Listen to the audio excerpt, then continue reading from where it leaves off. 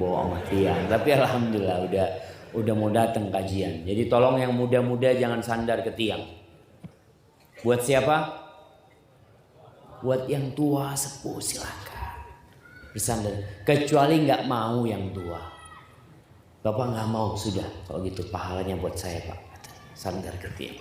Salawat buat Rasul sallallahu alaihi wasallam seharusnya menghiasi kehidupan setiap muslim. Rumah dia penuh dengan salawat. Dia kalau masuk rumahnya itu mencium aroma salawat buat Rasul sallallahu alaihi wasallam. Dia masuk mobilnya bukan parfum yang dia cium, tapi aroma salawat buat Rasulullah sallallahu alaihi wasallam. Haibati fillah, kenapa? Bayangkan Allah tuh dari cintanya sama Nabi Muhammad sallallahu alaihi wasallam, dia itu bersalawat buat Nabi alaihi salatu wasallam. Jadi sebuah amalan yang di situ kita mencontoh Allah Rabbul Alamin, salah satunya salawat buat Rasul sallallahu alaihi wasallam. Innallaha wa malaikatahu yusalluna 'alan nabi. Sesungguhnya Allah Jalla Jalaluhu dan malaikat-malaikatnya itu bersalawat buat Nabi alaihi salatu wassalam. Allah tuh memuji-muji Nabi alaihi salatu wassalam di hadapan malaikat-malaikatnya. Coba kita baca Al-Quranul Karim, antum tidak akan dapatkan Allah memanggil nabinya dengan ucapan ya Muhammad. Ibrahim dipanggil dengan namanya ya Ibrahim. Tapi Nabi Muhammad SAW nggak pernah sama Allah dipanggil ya Muhammad. Dipanggil apa? Siapa yang tahu panggilan Allah buat Nabi dalam Al-Quran Karim itu apa? Nah, kasih hadiah. Nah, ya Rasulullah. Di mana, di surat mana ya Rasulullah itu?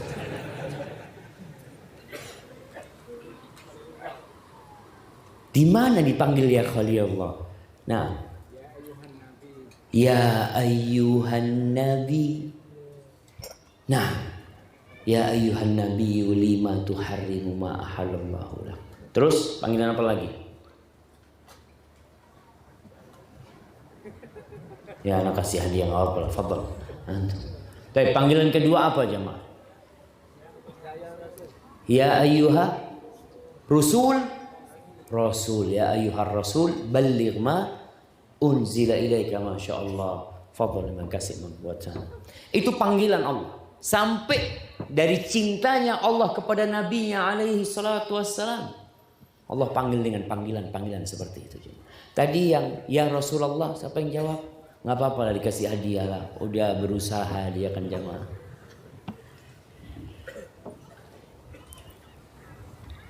Semoga salat itu bersama buat keluarga beliau, buat istri-istri beliau, buat putra-putri beliau, dan untuk seluruh sahabat Nabi, yang terutama untuk Abu Bakar As-Siddiq, untuk Umar bin Khattab, untuk Uthman bin Affan, dan untuk Ali bin Abi Thalib radhiyallahu taala anhum ajma'in. Amma ba'd. Jamaah, kenapa ada tiang-tiang dan besi-besi seperti ini? Tahun lalu nggak ada. Nah, insya Allah tahun depan kita nggak ngeliat lagi tiang-tiang ini. Ya, tiangnya tetap ada loh Ustaz. Yang nggak kelihatan namanya besi. Tahun depan insya Allah kita nggak ngeliat lagi atapnya dari terpal, dari kain, masya Allah. Tapi atapnya insya Allah udah dari cor-coran. Amin.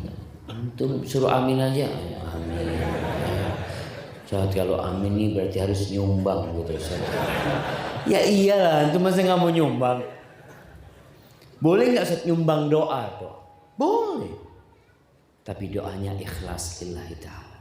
Bisa jadi doa antum lebih baik daripada duit 50.000 yang antum masukkan. Doanya ikhlas, duitnya kurang ikhlas. Kalau bisa dua-duanya ikhlas. Bismillah, tahun depan sudah selesai 2.000. Kalau 2.000 kok ikhlas ya mana? Kok 2.000 ikhlas Ustaz? Jangan ditanya Ustaz. Demi Allah anak ikhlas. Kalau 2.000, kalau 50.000 mikir, aduh macam-macam. Subhanallah jamaah. Antum nanti pulang dari sini kalau makan di jalan berapa antum makan? Kira-kira kalau makan malam di Lampung ini habis berapa jemaah? Sama es tehnya. Berapa? 15.000. 15.000. Antum berani nggak? Nanti malam anak nggak makan. Duitnya anak sumbang. Berani nggak jemaah? Ya Ustaz, kita tuh nggak boleh zalim sama diri sendiri. Ada aja dalilnya jemaah. Ustaz sampai kalah. Alhamdulillah.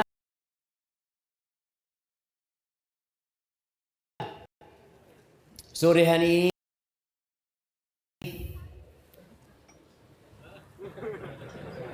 apa tema kita ya? Sedang iritan.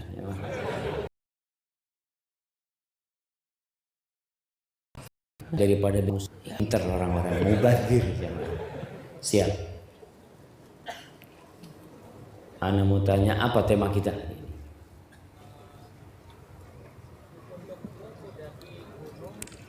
Untukmu kudaki gunung dan kuseberangi lautan. Ya sama aja lah, apa beda? Nah, fadhal, kasih hadiah buat antum, masya Allah. Wafikum mubarak, masya Allah. Kira mau bahas apa cuma? Kita ini mau bahas apa kira-kira? Siapa yang tahu kira-kira yang mau dibahas apa sih, masya Allah. Nah,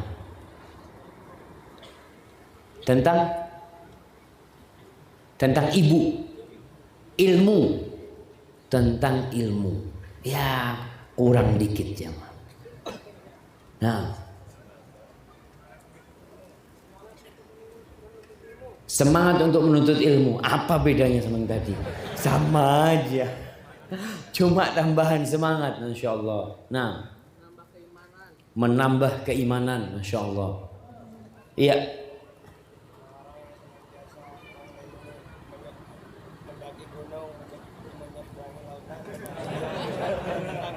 Masjid, tapi nggak pernah mampir ke masjid. Ini siapa yang bikin judul kok bikin bingung? Nah, mantu.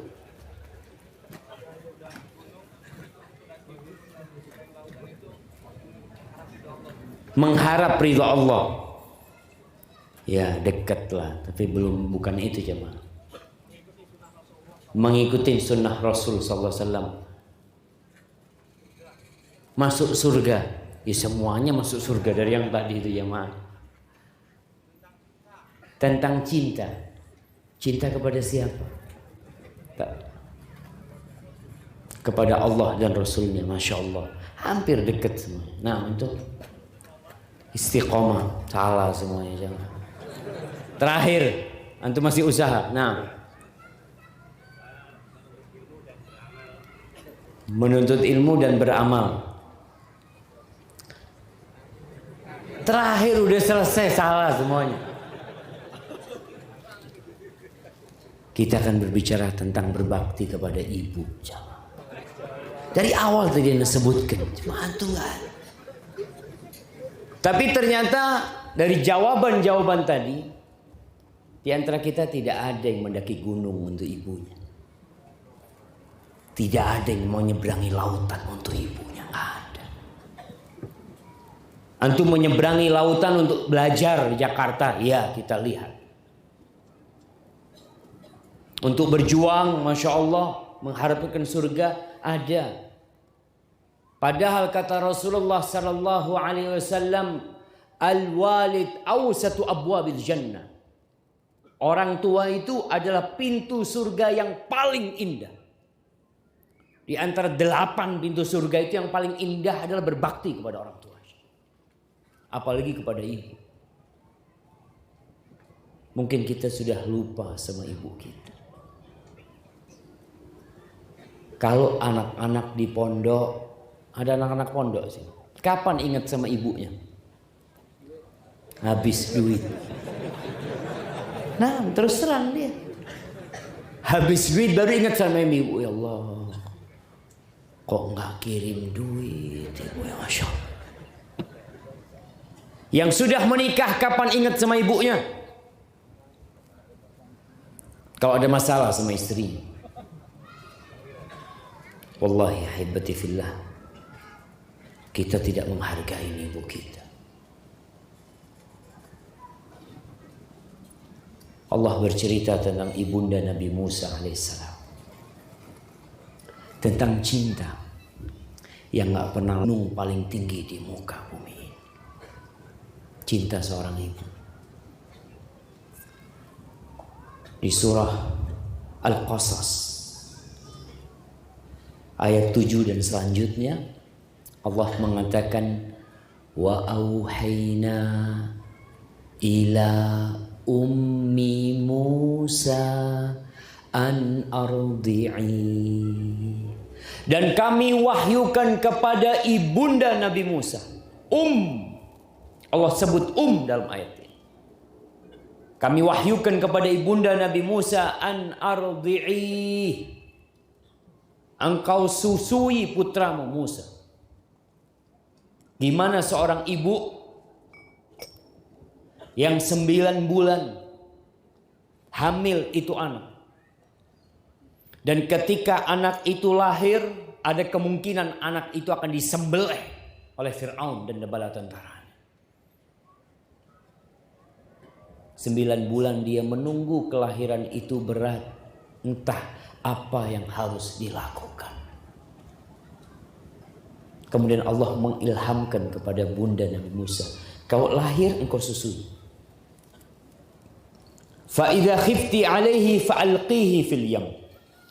Ini jamaah ayat ke-7 dari surat Al-Qasas ini menjadi salah satu ayat yang memiliki makna yang dalam bahasa Arab.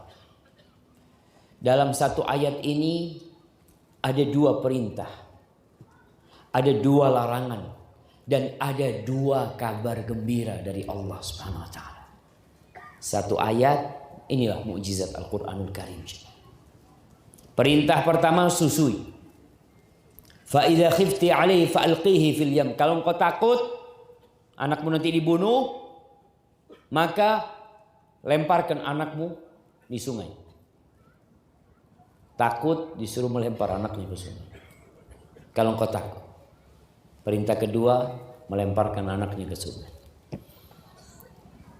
Lalu Allah mengatakan wala takhafi wala tahzani. Larangan, ada 2 larangan. Allah mengatakan janganlah engkau takut dan bersedih. Gimana jamaah melemparkan anaknya, tapi kata Allah jangan takut dan jangan bersedih.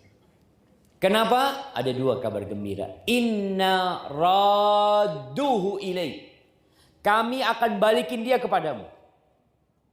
Ini wahyu dari Allah.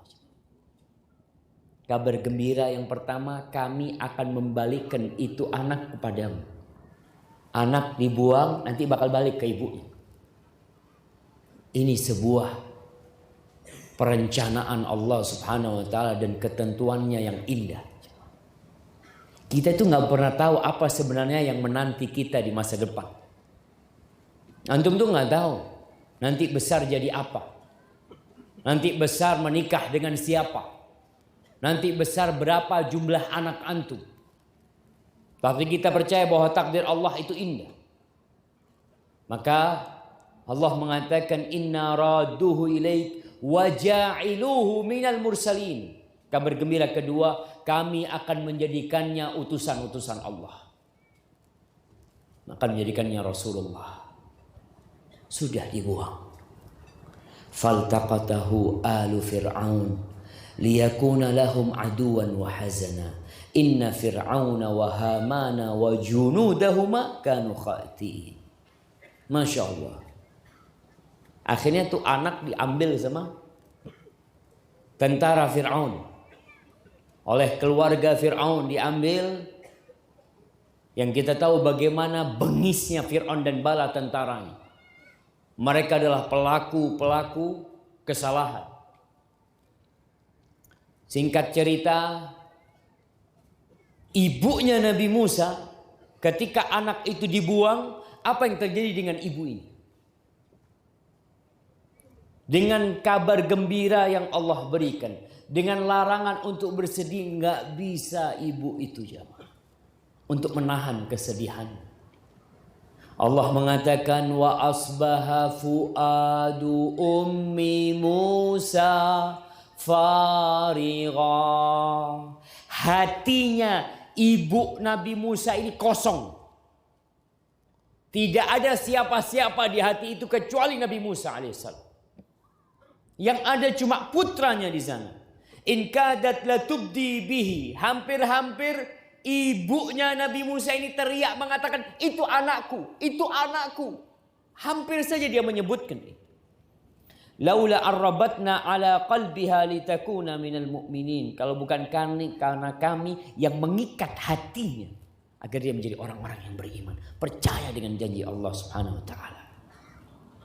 Ibunya masih kepikiran dengan Nabi Musa. Dia panggil kakaknya Nabi Musa. Wa qalat li ukhtihi qussi. Dia berkata kepada kakaknya Nabi Musa, ikutin nak, ikutin nak. Ikutin itu anak. Kemana kak dia akan pergi? Fabasrat bihi an junubin wa hum la yash'urun. Nih, kakaknya Nabi Musa jadi intel jemaah. Ngikutin dari jauh. Dan Fir'aun yang punya intel, punya tentara banyak nggak sadar kalau perempuan ini sejatinya adalah saudaranya itu bayi. Wa harramna alaihi al-maradi'a min qabl. Ketika sampai ke sana Fir'aun punya ibu-ibu susu. Maka dipanggil tuh wanita-wanita untuk menyusuin bayi ini. Disusuin, nolak. Bayi kedua, ibu kedua nolak. Sampai entah berapa banyak perempuan-perempuan yang didatangkan untuk menyusui Nabi Musa. Tapi tidak ada satupun yang diterima susunya oleh Nabi Musa AS. Kenapa jamaah? Nabi Musa sudah merasakan susu ibunya. Karena awal perintah Allah, susui anakmu. Akhirnya dia menolak semua ibu susu itu. Datang nih seorang perempuan, kakaknya Nabi Musa sendiri. Gimana jemaah peran perempuan ini? Faqalat hal adullukum ala ahli baitin yakfulunahu lakum wa hum lahu nasihun. Kalian mau nggak aku kasih tahu ada keluarga nih yang insya Allah bakal merawat ini anak dengan perawatan yang baik. Mau nggak kalian aku kasih tahu? Insya Allah tuh mereka merawat dan mereka orang-orang yang ikhlas merawat anak. Mereka nggak sadar sama sekali kalau ini kakaknya Nabi Musa. Dan kalau yang dituju itu adalah ibunya Nabi Musa alaihissalam. Apa kata Allah? Faradatnahu ila ummih kay taqarra ainuha wa la tahzan. Dikembalikan Nabi Musa dari istana Fir'aun balik lagi ke rumahnya Nabi Musa. Awalnya diminta ibunya Nabi Musa untuk tinggal di istana. Nggak mau ibunya Nabi Musa. Enggak, anak punya kerjaan ngurusin yang lainnya. Masya Allah. Tuh anak dibalikin ke rumahnya Nabi Musa alaihissalam. Disusui oleh ibunya. Siapa yang membiayai semuanya? Istana. Tinggal di mana? Di rumahnya ibunya sendiri. Allah tidak pernah ingkar janji. Dikembalikan ke rumahnya Nabi Musa. Agar tidak lagi bersedih ibunya Nabi Musa. Wali ta'lam anna wa'dallahi haq. Agar dia juga yakin, tahu bahwa janji Allah itu benar. Walakinna aktsarahum la ya'lamun. Tapi kebanyakan orang tidak tahu. Ahibati fillah, Allah mewasiatkan agar anak berbakti kepada orang tua. Ya, kalau bicara berbakti sama orang tua, itu cerita yang tidak pernah habis. Dulu anak, pangkatnya anak. Setelah anak menikah, anak punya anak, pangkat anak apa sekarang jamaah? Tetap anak. Anak tidak pernah berubah, pangkat anak tetap anak. Antum pun yang sudah menikah, Punya istri, punya anak, pangkat antum tetap anak buat abah dan ibu antum. Jangan sampai bergeser nih pangkat. Sehingga orang lupa dengan kedua orang tuanya, merasa sudah jadi bapak. Anak bapak Ustadz, iya, tapi engkau tetap anak buat bapak ibu. Nggak ada perubahan jabatan itu jamaah. Buat anakmu engkau bapak. Tapi buat bapak ibumu pangkatmu tetap anak. Allah Azza wa Jalla di surat Al-Isra berfirman, "Wa qadha rabbuka alla ta'budu illa iyyah." Allah Azza wa Jalla menetapkan sebuah perintah agar engkau tidak beribadah kecuali kepada Allah. Tauhid. Kunci surga itu tauhid. La ilaha illallah. Antum walaupun banyak amal solehnya, banyak ketaatan antum, mungkin antum menjadi manusia yang mendapatkan Nobel kedamaian di muka bumi ini. Tapi kalau antum tidak beriman kepada Allah, tidak mengatakan la ilaha illallah Muhammad Rasulullah, Allah haramkan surga buat antum. Kunci surga itu la ilaha illallah. Wabil walidaini ihsan. Setelah Allah berbicara tentang kunci surga la ilaha illallah, Allah berbincang tentang berbakti kepada orang tua. Allah tidak berbicara tentang sholat, jemaah. Allah tidak berbicara tentang puasa, langsung berbicara berbakti kepada orang tua. Allah tuh yang menciptakan engkau, dan kedua orang tuamu itu sebab keberadaanmu di muka bumi. Antum bayangin kalau nggak ada bapak dan ibu antum. Antum nggak duduk di tempat ini. Mungkin antum ada di selokan, sudah menjadi bangkai. Tapi Allah masih berikan kepada kita kedua orang tua. Wabil walidain ihsana. Lalu Allah katakan, imma yablughanna 'indakal kibar ahaduhuma aw kilahuma fala taqul lahumā uffin. Nih, pangkat anak nggak berubah, tetap anak. Ketika kedua orang tuamu sampai di masa tuanya, sepuh, udah mulai lemah dia, kedua-duanya indak, kata Allah, di sisimu. Karena biasanya ketika orang tua masih gagah perkasa, kita yang ikut orang tua. Tapi tatkala kita yang sudah sukses, orang tua kita sudah tua renta, biasanya orang tua yang ikut sama anaknya. Maka Allah katakan indak, di sisimu. Ini peringatan, jangan sampai orang tua ditaruh di panti jompo.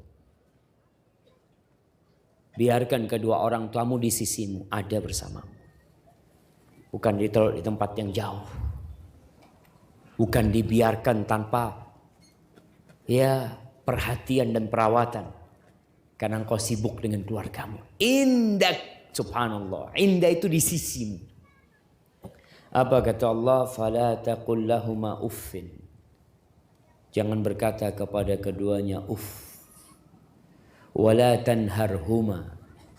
Dan jangan menghardik keduanya. Jangan pernah menghalangi orang tua dari apa yang mereka inginkan. Wa qul lahumā qawlan karīmā. Dan katakan kepada keduanya qawlan karīmā. Ucapan yang penuh dengan penghormatan. Ucapan ini baik kata-katanya.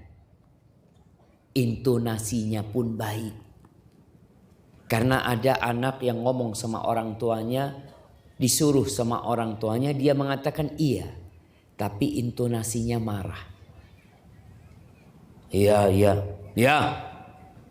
Subhanallah. Seperti itu engkau berkata kepada orang tua. Wakhfid lahuma janahadzulli minar rahmah. Dan engkau tundukkan, engkau rendahkan dirimu kepada orang tua. Walaupun engkau jenderal bintang 4, walaupun mungkin engkau sekarang menjadi presiden, engkau menjadi gubernur, engkau menjadi menteri, tapi wakhfid lahuma janahadzul, sayap yang penuh kehinaan kepada orang tua. Karena pangkatmu tidak pernah berubah, engkau itu anak buat kedua orang tua. wa qur rabbirhamhuma kama rabbayani shaghira. Dan katakan, ya Allah, sayangi keduanya ya Rabb, sebagaimana keduanya telah membesarkan aku, merawatku ketika aku kecil. Ahibati fillah, kalau antum membaca Al-Quranul Karim, mudah-mudahan antum masih ingat yang kita kaji tadi malam, bahwasanya Al-Quran diturunkan bukan hanya untuk dibaca, tapi Quran diturunkan untuk diapakan? Ditadabburi. Siapa yang hafal ayatnya? Nak kasih hadiah. Nah, fadhal.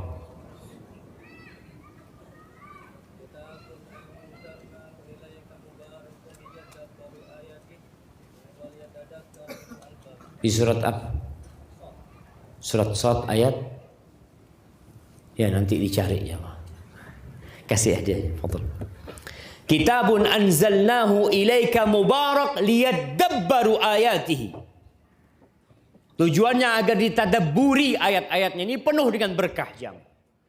Kalau antum mau tahu bagaimana perjalanan hidup antum, sesuai dengan petunjuk Allah atau jauh dari petunjuk Allah, lihat hubungan antum sama Al-Quranul Karim.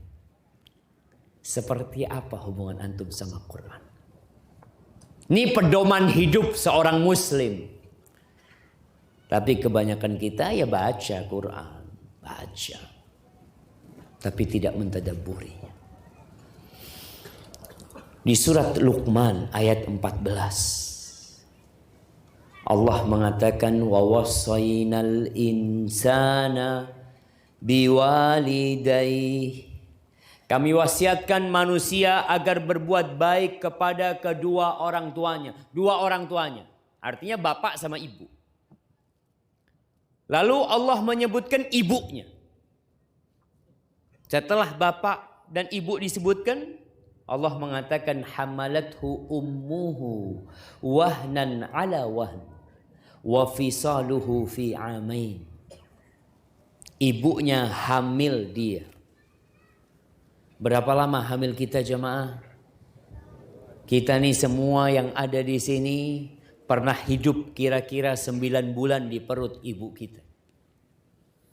Kalau antum lihat ibu antum sekarang sudah tua renta, sudah capek duduk, antum pijat kaki ibu antum. Antum ingat, nih perut ibu pernah anak ada di dalamnya 9. Allah mengatakan wahnan ala wahn. Kelemahan di atas kelemahan. Wallahi wanita itu lemah. Dia makhluk yang lemah. Sehingga bagaimana perempuan itu nggak boleh safar kecuali ada mahram. Perempuan itu lemah. Sehingga ketika dia menikah, ada suami yang wajib memberikan nafkah kepada diri. Antum lihat bagaimana seorang ibu yang hamil kita, dia nyapu rumah, kita berada di perutnya. Dia masak, kita berada di perutnya. Wa fisaluhu fi amain, kita lahir.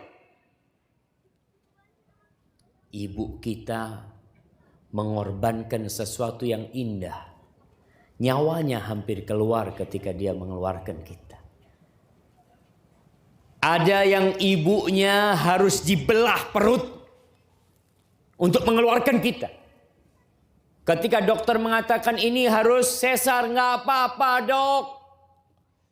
Yang penting anaknya selamat. Bapak antum ketika dengar sesar dia mikir harus jual motornya. Dijual tuh motor demi antum keluar ke muka bumi ini. Lalu sekarang bapak antum minta motor, antum nggak belikan motor. Dia pernah jual segala-galanya buat kita. Nyawa pun dia korbankan untuk kita. Ketika antum sudah lahir, ibu kita kadang-kala nangis ya. Ya, ini yang sudah jadi bapak sekarang, yang sudah menikah. Antum lihat bagaimana istri antum. Kadangkala ada perempuan-perempuan yang minta didampingi kalau lahiran. Di situ ketika antum dampingin istri antum, yang antum ingat jangan istri antum. Ada apa ingat istri? Lawang istri ada di depan antum. Yang harus diingat siapa? Ibu antum. Kayak gini ibu ana dulu melahirkan anak. Kayak gini. Teriak-teriak dia coba. Kadang kala pucat. Kadang kala pendarahan. Hampir mati ibu kita melahirkan. Setelah lahir, nangis itu anak. Ditaruh di dada ibunya. Ibunya nangis bahagia karena antum keluar di muka bumi ini. Sekarang antum lupa sama ibu antum. Waktu antum lebih banyak bersama istri dan anak-anak daripada sama ibu antum. Ketika antum lahir, antum gak bisa berbuat apa-apa. Wallahi kita gak bisa berbuat apa-apa. Apa yang bisa kita lakukan hanya menangis. Jam 2 kita menangis, ibu kita bangun jemaah. Dia gendong kita. Sekarang jam 2 malam antum ditelepon sama orang tua antum gak mau datang. Maafan capek, besok harus kerja ini itu, datang berangkat antum. Wallahi ada seorang ustaz.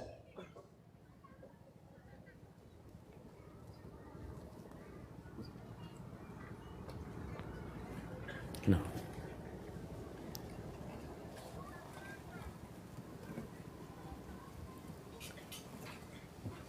Ada seorang ustaz yang dia tinggal di Jakarta. Ibunya tinggal di Jawa Timur. Kadangkala lagi habis isya itu ibunya telepon. Nak, ibu kok kangen sama kau nak ya? Iya Umi, dia ngobrol sama ibunya. Subhanallah. Subuh sudah di rumah ibunya. Dia tinggalkan semua kerjaan dia. Dia cancel semua acara dia. Yang penting ibunya bahagia. Siapa yang sudah mendaki gunung untuk ibunya? Kita kadang-kadang untuk berbakti sama orang tua berat. Selalu perhitungan. Apa yang mau kau hitung? Kalau engkau berikan 1 triliun buat ibu, wallah itu belum membalas rasa sakit dia ketika melahirkan engkau. 2 tahun kata Allah, wa fisaluhu fi'an, digendong. Dulu ketika di perut antum ngerepotin dia, lahir pun ngerepotin ibu. Sambil masak digendong lagi. Ana ngelihat kadang-kala istri ana sambil gendong anaknya, sambil dia masak, anaknya yang satu nangis dia urusin. Ana ngomong kayak gini ibu ana dulu. Maka sekali lagi ketika antum memandang istri antum, yang harus antum ingat adalah ibu antum.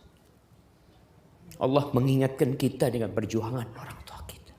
Maka Allah katakan anishkurli wali walidai, agar engkau bersyukur kepadaku dan kepada kedua orang tua. Wa ilayyal masir. Kalau antum gak berterima kasih kepada ibu antum, kepada ayah antum, maka antum adalah orang yang kufur nikmat. Di surah Al-Ahqaf ayat 15 Allah mengatakan wa wasainal insana biwalidayhi ihsana. Kami wasiatkan kepada manusia agar berbuat baik kepada kedua orang tuanya. Kedua orang tuanya, bapak ibunya. Lalu kata Allah, hamalathu ummuhu kurhan wa wada'athu kurha. Allah ingatkan kita sama ibu kita lagi. Ibunya hamil, dia susah. Maka sebuah kezaliman kalau ibu kita itu harus kerja cari nafkah buat kita lagi. Sedangkan dia hamil kita udah capek. Suruh cari duit lagi. Bapaknya yang cari duit. Maka kalau bicara kesetaraan gender. Ya. Sebenarnya wanita itu kata Nabi SAW syaqaiqur rijal. Wanita itu belahan laki-laki. Karena memang wanita diciptakan dari siapa? Nabi Adam alaihissalam. Dari laki-laki muncul Hawa. Tapi ternyata Allah mengatakan walaysa dzakaru kal untha. Lelaki itu nggak sama dengan wanita. Mau dipaksain sama nggak akan pernah sama. Apakah ada kampanye mengatakan gimana kalau tahun depan ini gantian yang ngurus anak-anak? Bapak-bapak ngurusin anak-anak, ibu-ibu kerja. Kira-kira jadi apa rumah kita kalau bapak-bapak ngurusin anaknya? Atau ada kampanye tahun depan yang hamil bapak-bapak? Nggak mungkin. Tahun depan yang nyusui bapak-bapak? Nggak mungkin. Tetap kedudukan ibu itu di atas laki-laki. Allah setelah menyebutkan bapak ibunya, Allah sebutkan ibunya. Hamalathu ummuhu kurhan. Ibunya hamil dia dalam kondisi sulit. Wa wada'athu kurha. Melahirkan dia sulit juga. Berat. Wa hamluhu wa fisaluhu 30 syahra.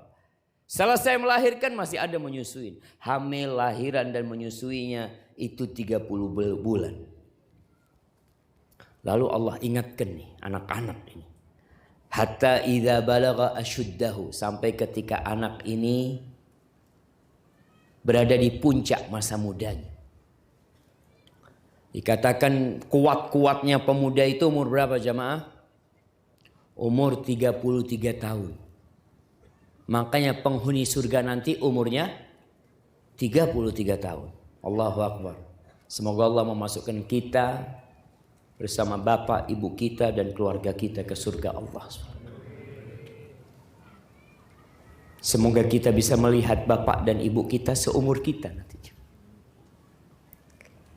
Sekarang antum melihat bapak ibu udah sepuh ya. Dia mungkin bahagia dengan kesuksesan antum, tapi dia udah tua. Tapi nanti di surga antum duduk sama bapak antum, umur bapak antum sama. Allahumma inna nas'alukal jannah wa na'udzubika min. Antum lihat ibu antum juga umurnya 33 tahun. Allahumma lakal hamdu kulluh. Ini ketika anak sampai umur 33 tahun, wa balagha arba'ina sanah, dan sampai umur 40 tahun. Puncaknya masa muda, udah tua antum setelah 40 tahun. Apa kata anak ini yang seharusnya kita lakukan? Ini adik-adik yang masih belum 40 tahun. Hafalkan doa ini. Siapa bapak-bapak yang waktu umur 40 tahun baca doa ini? Ya ma. Siapa yang baca? Nah, apa doanya? Rabbi auzi'ni an ashkura ni'mataka allati an'amta alayya wa ala walidayya wa an a'mala salihan tardah wa aslih li fi dhurriyyati inni tubtu ilaika wa inni minal muslimin. Siapa yang baca doa ini? Sebagian kita ya lupa baca ini ketika umur 40 tahun. Baru baca sekarang umurnya sudah 50 tahun, 45 tahun. Alhamdulillah. Terus baca doa. Apa arti doa ini? Wahai Rabbku, bantulah hamba ya Allah. Berikan kekuatan hamba agar bisa mensyukuri nikmat-Mu yang Engkau berikan kepadaku dan kepada kedua orang tuaku. Umur 40 tahun yang diingat siapa? Kedua orang tuanya. Bapak ibunya. Wa an a'mala salihan tardah. Bantu aku ya Allah untuk bisa beramal soleh yang engkau ridhai ya Allah. Wa aslih li fi dzurriyyati. Ingat sama anak-anaknya. Anak-anakku ya Allah, perbaiki mereka. Jadikan mereka orang-orang yang soleh. Inni tubtu ilaik wa inni minal muslimin. Aku bertobat kepadamu ya Allah dan aku termasuk orang-orang Islam. Di ayat ini Allah sebutkan 3 pengorbanan ibu yang tidak dilakukan oleh ayah. Oleh karena itu ketika seorang sahabat bertanya kepada Nabi SAW, siapakah orang yang paling pantas mendapatkan penghormatanku? Bihusni suhbah, orang yang paling berhak mendapatkan pertemananku yang paling indah. Jangan ditinggalin orang tuanya. Siapa? Kata Nabi SAW, ummuka, ibumu. Kemudian siapa Rasulullah? Thumma man? Qala ummuka, ibumu. Qala thumma man? Kemudian siapa Rasul? Qala ummuka. Ya Allah jemaah, jangan samakan lagi wanita sama laki-laki. Jangan samakan. Nih orang datang kepada Nabi SAW. Siapa yang paling berhak mendapatkan penghormatan kita? Ibu, kemudian ibu, kemudian ibu, kemudian baru bapak. Tsummal aqrab fal aqrab. Kemudian yang lebih dekat lagi. Kenapa? Karena ada 3 hal yang tidak dilakukan bapak. Yang pertama, ibu hamil, bapak tidak. Ibu melahirkan, bapak tidak. Ibu menyusui, bapak tidak. Kalau bicara nafkah, kadang-kala ibu pun memberi nafkah kepada anak. Nih kalau bapak-bapak bicara, kita kasih nafkah, ya bisa jadi ibu pun yang kasih nafkah kepada anak. Ahibati fillah.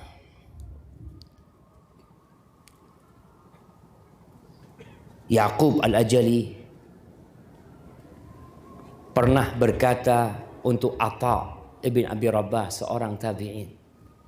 Dia berkata, tahbisuni ummi fil lailatil matirati anis salah fil jamaah. Ibuku menghalangiku untuk tidak sholat berjamaah di malam yang hujan. Bayangkan, ibunya ini melarang anaknya sholat berjamaah ke masjid karena hujan deras. Apa kata Atha? Ati'ha. Taati ibu. Taat. Nurut sama ibu. Hasan al-Basri ditanya, ada orang yang bingung. Bapaknya bersumpah agar anaknya melakukan sesuatu. Dan ibunya juga bersumpah agar anaknya melakukan sesuatu yang ternyata kontra. Mana yang dia taatin? Qala yuti ummah. Ibunya yang ditaati, bukan bapak.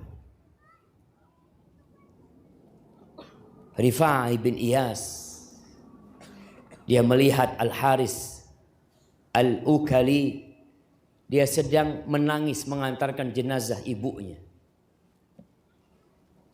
Faqila lahu tabki.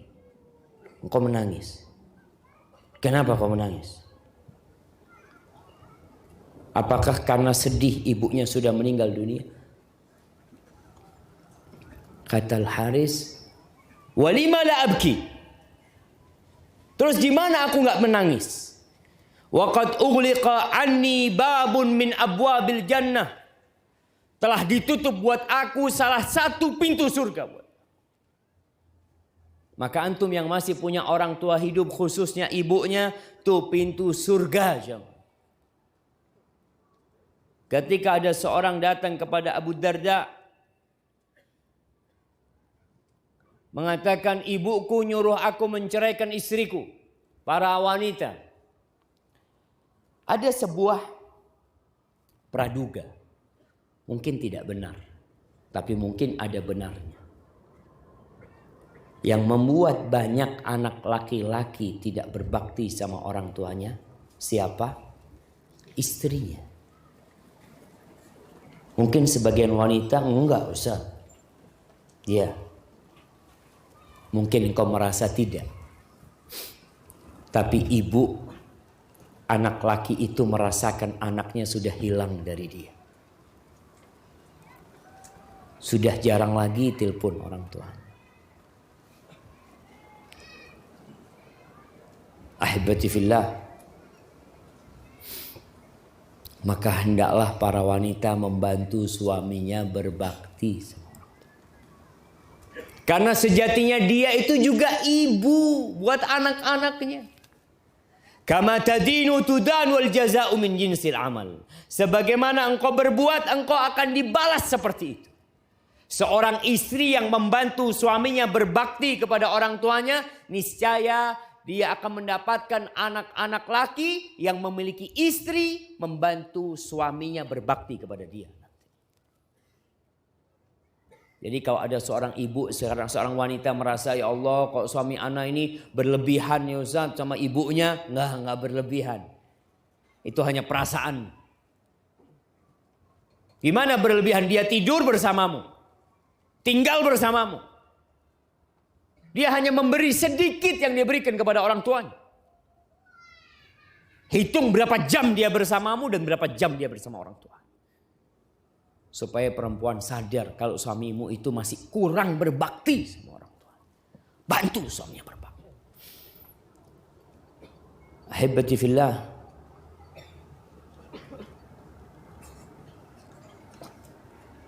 Tadi yang ana ceritakan Abu Darda. Ada seorang mengatakan kepada Abu Darda, ibuku nyuruh aku menceraikan istriku. Kata Abu Darda, sami'tu Rasulullah sallallahu alaihi wasallam yaqul. Aku mendengar Rasul sallallahu alaihi wasallam mengatakan, al-walid awsatu abwabil jannah. Orang tua itu adalah pintu surga yang paling indah. Fa in syi'ta fahfadz dzalikal bab au adhi'ah. Kalau engkau mau sudah engkau jaga tuh pintu surgamu atau engkau buang. Rasulullah sallallahu alaihi wasallam memberikan wasiat kepada seorang sahabat untuk taat kepada orang tua. Wa in amarak an takhruja min dunyak. Walaupun kedua orang tuamu menyuruhmu keluar dari duniamu, keluar dari kesenanganmu, taatin. Itu wasiat Nabi alaihissalam. Kalau engkau sukses di Jakarta, hidup di Jakarta, masya Allah, punya rumah, punya usaha, jadi orang terhormat. Tahu-tahu ibunya di Lampung telepon, nah ibu kok kepingin engkau tinggal di kampung. Dia pulang apa tetap kerja di Jakarta? Pulang. Engkau tinggalkan semua kenikmatan dunia itu, engkau akan dapat kenikmatan dunia di kampung bersama ibu. Wallahi mungkin kita belum merasakan indahnya tinggal sama orang tua. Indahnya dibentak sama orang tua. Dimarahin sama orang tua. Sampai ada seorang anak yang marah-marah sama orang tuanya. Capek dia sama orang tuanya karena orang kalau sudah tua itu karakternya berubah. Emosinya juga sudah gak terkontrol kadangkala. Ada seorang ayah yang punya kebun jeruk. Yang dia hubungan sama anaknya mulai gak nyaman. Anaknya suka nadanya keras. Suatu hari dia ajak anaknya sama bapaknya nih. Diajak sama bapaknya ke kebun jeruk itu. Akhirnya si bapak ambil panen jeruk satu keranjang. Lalu ngomong sama, nak engkau tunggu di sana nak ya. Tunggu di sana nak. Iya kata dia. Udah gak enak anaknya. Tuh jeruk sama bapaknya dilemparin ke bawah. Nak bawa ke sini lagi nak kata dia. Bawa lagi sama anaknya. Taruh lagi. Sama bapaknya dilemparin lagi jeruknya. Kedua kali anaknya marah. Ini apa-apaan sih? Kata bapaknya, nak. Dulu engkau melakukan seperti ini 10 kali nak. Dan bapak gak marah. Wallahi jamaah. Ana melihat sekarang. Bagaimana anak-anak itu mainan ini itu rumah kayak kapal pecah. Tahu-tahu nanti rumah itu bersih lagi. Siapa yang bersihin? Ibunya. Ketika antum melihat itu, sekali lagi yang antum ingat ibu antum, bukan istri antum. Antum melihat, ya Allah istri anak ini sangat berjasa Ustaz. Iya. Nanti istri antum punya anak-anak yang akan berbakti sama dia. Antum berbakti sama ibu antum. Ingat sama ibu antum. Walaupun kedua orang tua kita nyuruh kita keluar dari dunia, kita tinggalkan semuanya. Ahibati fillah. An Zur'ah ibn Ibrahim. Ibnul Jauzi dalam kitabnya As-Silah, Al-Birr was-Silah. Dia meriwayatkan dari Zur'ah bin Ibrahim, anna rajulan ata Umar radhiyallahu anhu. Ada orang yang datang menjumpai Umar bin Khattab radhiyallahu taala anhu. Dia mengatakan, innali umman, sesungguhnya aku memiliki ibu.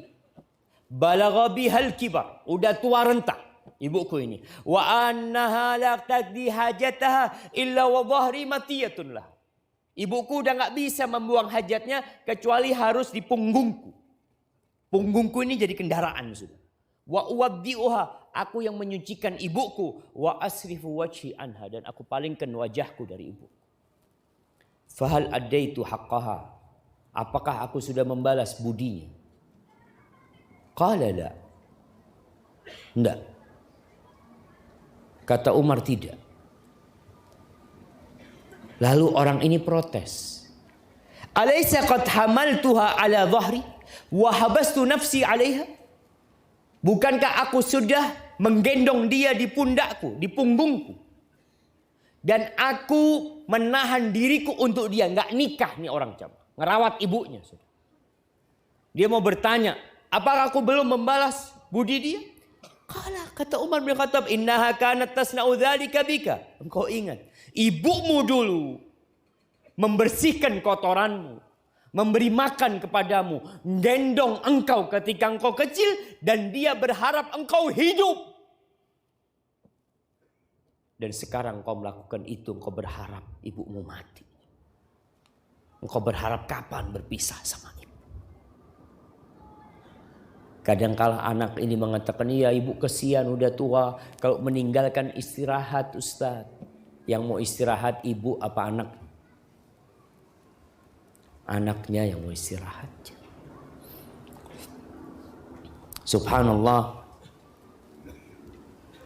Umar radhiyallahu anhu juga melihat seorang laki-laki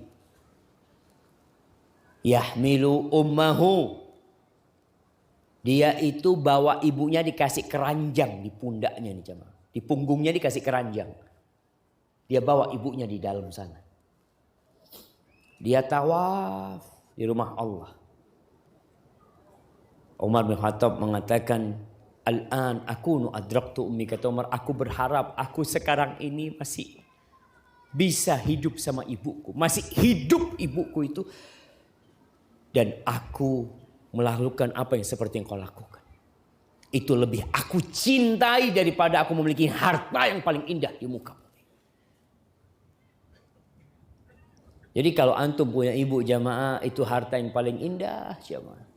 Ada cerita gimana 4 orang nih jamaah, kakak beradik 4 orang, ibunya sudah tua, mau tinggal sama siapa ibunya ini? Si kakak paling tua akhirnya musyawarah, gini gimana nih? Bicara ibu ini siapa yang mau merawat ibu? Kita bikin persyaratan. Dia mengatakan yang merawat ibu nggak dapat warisan. Antum milih merawat ibu atau dapat warisan? Ini 3 saudara lainnya, ya Allah udah capek ngerawat ibu nggak dapat warisan lagi. Ya enggak lah kata dia. Akhirnya sang kakak yang merawat ibunya. Kenapa sang kakak mengatakan itu? Gimana dia minta warisan jamaah, sedangkan surga dia bawa ke rumahnya. Antum kalau dapat ibu di rumah antum bawa surga ke rumah. Terus antum masih ingin warisan. Wallahi ahibati fillah, apa yang dikatakan Umar. Kalau anak bisa mendapatkan ibunya sudah sepuh dan dia merawatnya, itu lebih indah buat dia daripada onta merah. Abdullah bin Umar bin Khattab radhiyallahu anhu kedatangan seorang yang juga menggendong ibunya. Dulu orang haji itu jamaah nggak seperti sekarang ada kursi roda. Orang mau haji masih bisa pakai kursi roda. Dulu mau kursi roda di mana? Nih ada seorang yang datang dari Khurasan, dari Iran sana. Dia gendong ibunya. Dia jumpain Abdullah bin Umar. Dia mengatakan, hamaltu ummi ala raqabati min Khurasan. Aku bawa ibuku ini di pundakku ini dari Khurasan. Hatta qadaitu bihal manasik, sampai aku menyelesaikan manasik hajinya. Aturani jazaituha. Menurutmu kira-kira aku sudah balas enggak? Sudah balas enggak? Dari Khurasan jalan kaki gendong ibunya sampai melaksanakan ibadah haji. Kata Abdullah bin Umar, la wala talqa min talaqatiha. Rasa sakit dia ketika dia mengeluarkan engkau itu. Ketika kontraksi mengeluarkan diri, satu rasa sakit itu belum engkau balas. Apalagi yang lainnya. Antum sebaik apapun yang antum kerjakan buat ibu antum, antum belum balas budi. Karena kalau ibu antum mengatakan syukron yang nak, makasih ya nak. Ahibati fillah, ada seorang ibu yang ditaruh di panti jompo di negeri Arab sana. Ada panti jompo di sana. Karena kalau bicara nggak semua anak berbakti juga, terpaksa harus disediakan panti jompo.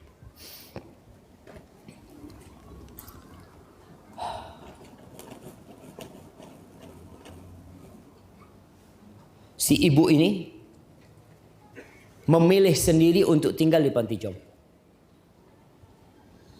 Kenapa? Karena anak-anaknya udah gak peduli sama ibu. Ya sudah. Bayangkan ibu sampai tua jamaah masih tidak ingin ngerepotin anak. Antum tahu cintanya ibu sama anak itu Allahu Akbar. Dia milih untuk di panti jompo. Karena anak-anaknya sudah sibuk lah. Setelah suaminya meninggal dunia. Cuma yang bikin sakit hati ibu ini. Ketika dia ngobrol sama anaknya untuk ke panti jompo. Semua anaknya itu menyambut dengan iya. Nggak ada satupun anaknya yang mengatakan, aduh ibu jangan, ibu biar tinggal sama, nggak ada. Semuanya menyambut, iya ibu, mudah-mudahan ibu banyak sohib di sana atau apa ini itu. Lalu ibu ini mengatakan, ketika itu aku menyadari kalau manusia itu berat untuk orang lain, merepotkan orang lain menurut manusia lainnya, walaupun dia itu seorang ibu. Dan alhamdulillah di panti jompo itu aku bisa bertemu dengan perempuan-perempuan yang seumur aku dengan dia, yang paling enggak menghibur kesepianku di sana. Tapi setiap hari, kata ibu ini, setiap hari yang aku tunggu itu ada yang ngetuk pintu kamarku, itu salah satu anakku. Tapi ternyata anak-anak sudah lupa. Ahibati fillah, berbakti sama orang tua itu lebih Allah cintai daripada berjihad di jalan Allah Azza wa Jalla. Ketika datang seorang minta izin kepada Nabi sallallahu alaihi wasallam untuk berhijrah, untuk berjihad, sama Nabi alaihi salatu wasallam disuruh pulang. Berbakti engkau kepada kedua orang tuamu, jangan kemana-mana. Ketika datang seorang dari Yaman, cerita Abu Sa'id Al-Khudri radhiyallahu anhu, datang seorang dari Yaman, jumpai Nabi sallallahu alaihi wasallam. Lalu Nabi bertanya kepada dia, hal bil Yaman abawak? Kedua orang tuamu masih ada di Yaman? Qala na'am, masih ada, kata dia. Apakah keduanya memberikan izin kepadamu untuk hijrah? La, enggak. Kata Nabi alaihi salatu wasallam, irji ila abawaik, pulang. Jarak 2000 km kira-kira. Dia berangkat dari sana sampai Madinah, balik lagi untuk berbakti kepada kedua orang tua. Irji ila abawaik, minta izin sama orang tua. Kalau dikasih izin datang, kalau enggak berbaktilah kepada kedua orang tua. Bagaimana dengan anak-anak yang merantau? Yang orang tuanya berat. Kadang-kala anak itu maksa merantau. maka tolong antum cepat balik berbakti kepada kedua orang tua. Ahibati fillah, ridallah fi ridal walidain. Keridhaan Allah itu bergantung dengan keridhaan kedua orang tua. Jadi antum yang saat ini udah ngaji sunnah, udah belajar, Masya Allah udah hafal Quran. Ingat, kalau kedua orang tua antum itu gak ridho sama antum, bahaya. Ana akan gambarkan terakhir nih. Gambarkan tentang kasih sayang orang tua. Seorang ibu khusus. Yang seharusnya kita mendaki gunung dan menyeberangi lautan buat ibu kita. Ada seorang penyair yang menggambarkan dalam bait-bait syairnya kecintaan seorang ibu. Dia mengatakan aghram ru'un yauman ghulaman jahilan binuqudihi hatta yanala bihil watar. Ada seorang laki-laki pada suatu hari yang dia ingin membodohi seorang pemuda yang memang pemuda bodoh. Kata orang ini, itini bi fuadi ummika ya fata. Datangkan jantung ibumu. Mungkinkah anak membunuh ibunya jamaah? Mungkin enggak? Mungkin. Anak membunuh bapaknya karena harta? Mungkin. Sudah terjadi jamaah. Ingat cerita. Ya, 2 pekan yang lalu, sepekan yang lalu. Bagaimana seorang anak membunuh bapaknya untuk mendapatkan harta bapak. Ini ada yang menawarin uang yang banyak. Datangkan jantung ibumu. Walakal jawahiru wad darahimu wad durar. Aku akan berikan kepadamu semua yang kau inginkan. Emas, berlian, harta sudah. Tapi jantung ibumu bawa. Akhirnya nih anak pulang, dia bunuh ibunya juga. Dia tusuk dada ibunya, dia keluarkan jantung itu.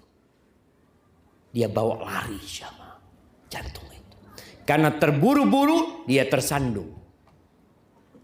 Jatuh. Dan jantung itu menggelinding. Akhirnya bercampur dengan debu. Dalam kondisi seperti ini, nadahu qalbu ummihi qailan, waladi habibi hal asabaka min darar. Jantung itu, ini gambaran bagaimana cintanya ibu. Itu memanggil anaknya, anakku, sayangku, katanya, engkau nggak apa-apa nak, engkau nggak apa-apa nak.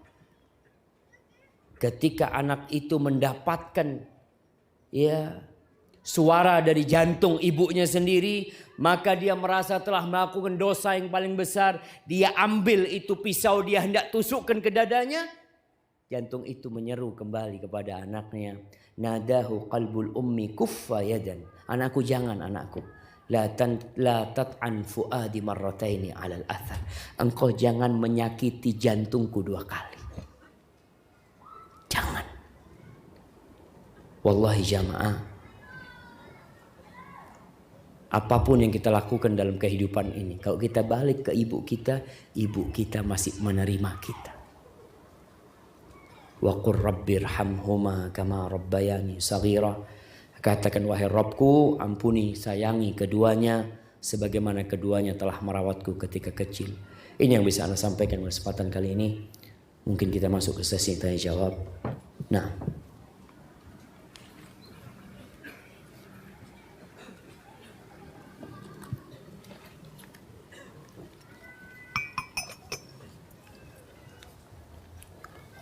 Assalamualaikum Ustaz. Bagaimana sikap yang harus kita lakukan setelah kita pulang dari kajian ini kepada orang tua kita? Ya antum lakukan yang terindah buat orang tua antum. Antum pulang dari tempat ini beli oleh-oleh buat orang tua. Nih anak-anak yang sudah menikah kadang-kala sering kasih hadiah buat istrinya. Kapan terakhir antum kasih hadiah buat ibu antum? Buat ayah antum? Maka pulang dari sini belikan hadiah. Bungkus dengan bungkus yang baik. Datang ke ayah, ke ibu antum. Sambil antum pijetin kaki ibu antum. Antum minta maaf sama ibu antum.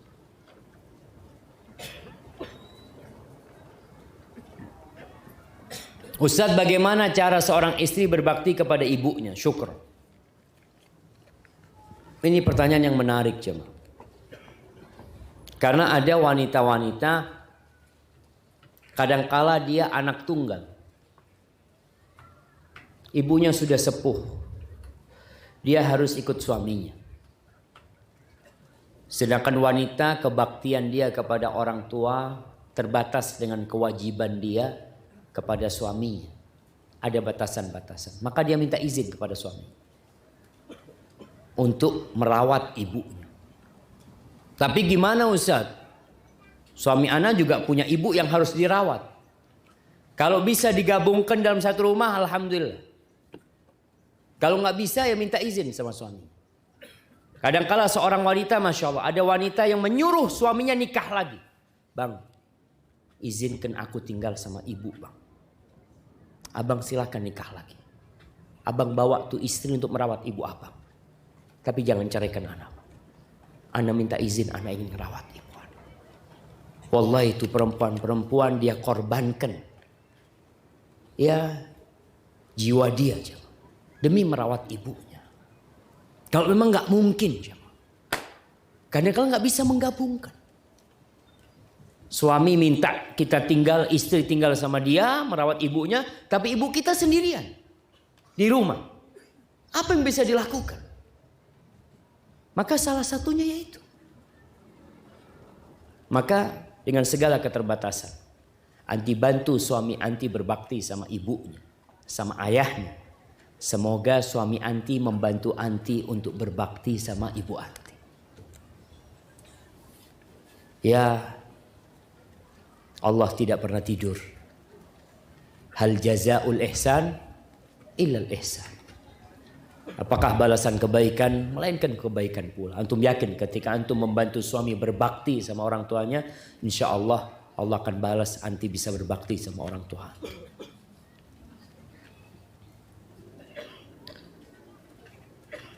Assalamualaikum Ustaz. Waalaikumsalam. Ana pernah menawarkan untuk merawat ibu. Namun ibu itu menolak. Bagaimana penawaran tersebut? Apakah penawaran ana sudah menggugurkan kewajiban? Karena ibu mengharapkan yang mengurus anak perempuan. Iya jemaah. Ini juga menjadi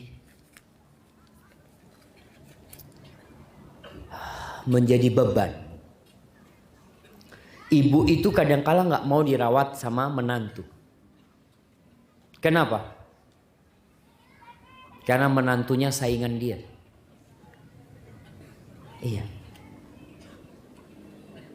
Ibu itu ingin dirawat sama anak perempuannya. Terus gimana sekarang? Sedangkan anak perempuan ini sudah bersuami. Tugas antum. Antum bagaimana membantu saudari antum yang merawat ibu itu. Biayai dia semuanya dari antum. Senengkan kakak atau adik antum yang merawat ibu. Dengan harapan, ya itu yang bisa antum lakukan. Bukan karena ibu nggak mau lalu antum mengatakan sudah gugur kewajiban anak. Enggak, tetap wajib antum berbakti sama orang tua.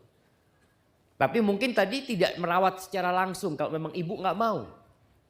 Tapi dengan cara memodali semua biaya perawatan ibu. Antum yang memodali semuanya.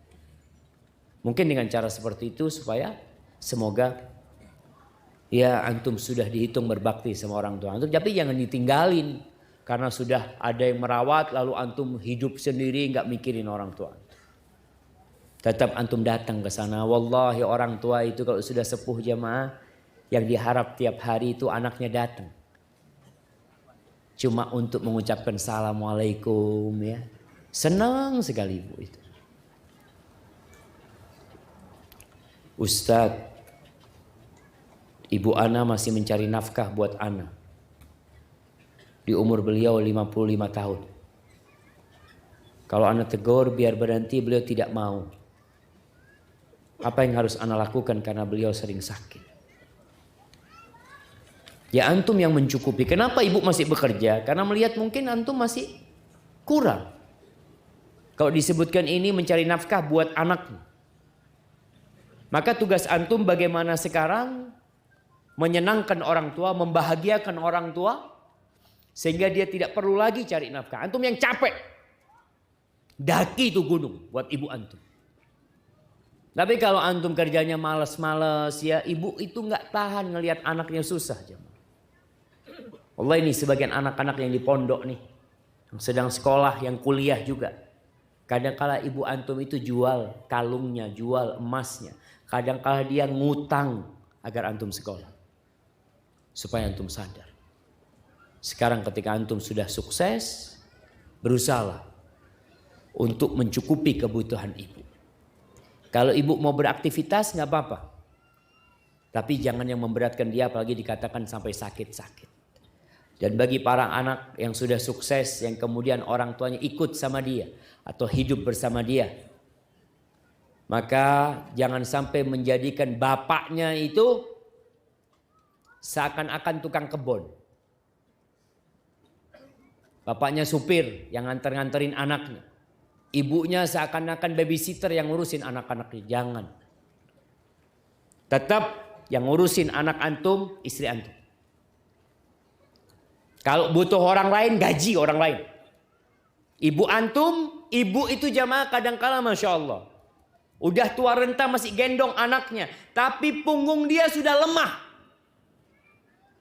Kadang-kala dia gendong sedikit capek. Tapi karena nggak ada yang gendong anak cucunya dan cucunya nangis, terpaksa dia gendong. Maka tugas antum sebagai seorang suami, katakan kepada istri antum. Istriku tolong engkau yang merawat anak-anak. Ibu mau gendong sedikit-sedikit boleh. Tapi jangan sampai dia keliling harus gendong itu anak. Apa tugasmu sebagai seorang istri? Kadang-kala ada yang memanfaatkan orang tuanya. Bahasanya memanfaatkan orang tuanya. Karena orang tuanya tidak punya penghasilan, ini anak yang mencukupin orang tuanya, sehingga seakan-akan anak bebas mengatur orang tuanya. Jangan. Maka tolong perhatikan. Alhamdulillah engkau punya ibu dan bapak yang mau tinggal bersamamu, itu surga. Maka cukupin semuanya. Jangan pernah mereka capek dan lelah. Ini tugas anak. Jadi kalau ibu mau gendong, Allah jemaah, tetaplah. Anak nggak bisa bayangin ya, ibu umurnya 60 tahun masih gendong cucunya. Sambil enggak apa-apa. Antum lihat dia ngomong nggak apa-apa karena dia sayang sama antum. Maka antum harus lebih sayang lagi sama ibu antum. Ibu istirahat biar anak yang gendong. Antum kasihkan sama istri antum itu anak.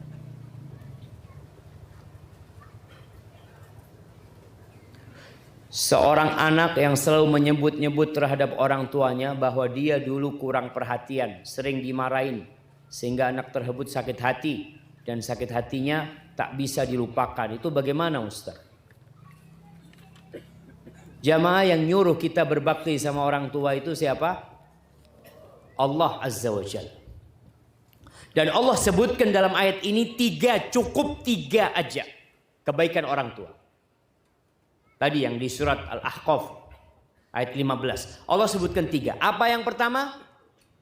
Hamil. Yang kedua, melahirkan. Yang ketiga, menyusuin. Ingat bagaimana orang yang gendong ibunya dari Khurasan untuk berangkat haji. Bertanya kepada Abdullah bin Umar, apakah dia sudah membalas budi ibunya? Rasa sakit dia ketika melahirkan itu belum terbalaskan. Jadi kalau antum merasa kurang diperhatikan, ingat antum 9 bulan di perut ibu antum.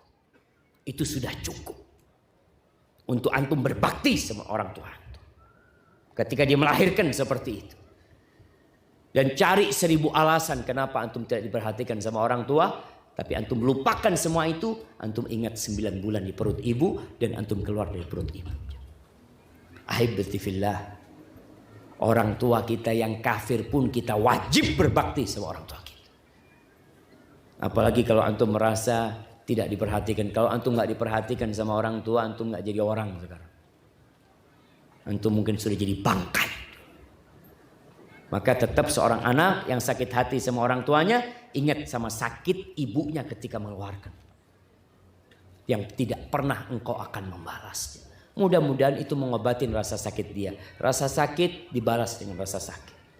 Dan sekali lagi engkau tidak akan pernah bisa membalas rasa sakit ibu. Saya dulu pernah membuat ibu menangis. Gimana bisa menghapus dosa tersebut? Seperti yang Nabi SAW katakan kepada sahabat yang membuat nangis orang tuanya. Irji ilaihima. Engkau pulang jumpain ibu bapakmu. Fa'adhikhuma kama abkaitahuma. Bikin keduanya tertawa sebagaimana engkau telah membikin keduanya menangis. Jadi tangisan balas dengan tawa. Engkau datang minta maaf, bikin orang tuamu tersenyum dan tidak meneteskan air matanya lagi. Semoga dengan cara itu engkau telah menghapuskan dosa-dosa. Assalamualaikum Ustaz. Ana mau tanya, ada seorang kakek yang menghibahkan hartanya kepada cucunya perempuan, sebidang tanah dan sawah, karena cucu perempuannya tersebut mau diambilkan seorang suami. Mau diambilkan seorang suami.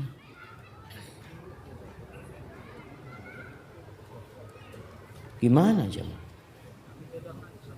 Mau dijodohkan maksudnya. Lalu singkat cerita bagaimana harta hibah tersebut. Karena perempuan atau cucu tadi mempunyai saudara laki-laki dan perempuan. Dan saudara-saudaranya meminta agar dibagi lagi. Karena ada saudara perempuannya yang belum mendapatkan. Wallahu a'lam jamaah. Yang pertama, kalau cucunya ini berhak mendapatkan warisan, maka ahli waris itu bicara wasiat. Jadi kalau hibah kakek kepada cucu, wallahu a'lam, nggak bisa jawab jemaah. Kalau ayah kepada anaknya, kalau ngasih harus adil, harus rata. Tapi kalau sama cucu karena bukan anak, maka yang anak tahu tidak ada kewajiban untuk berlaku adil. Ini hibah bukan warisan. Tapi kalau orang tua ngasih hibah kepada anak-anaknya, kemudian sang bapak meninggal, maka hibah itu menurut pendapat yang paling kuat nggak berlaku. Jadi warisan. Kalau saudara-saudara yang lain tidak dikasih. Tapi kalau kepada cucu, wallahu a'lam bishawab, nggak tahu.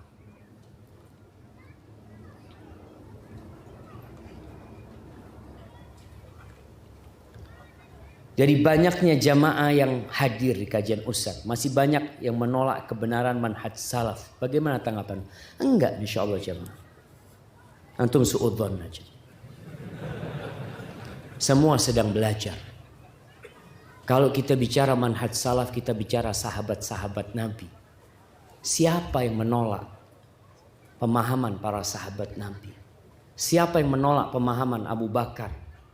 Tata cara beragama Umar bin Khattab, Utsman bin Affan, Ali bin Abi Thalib.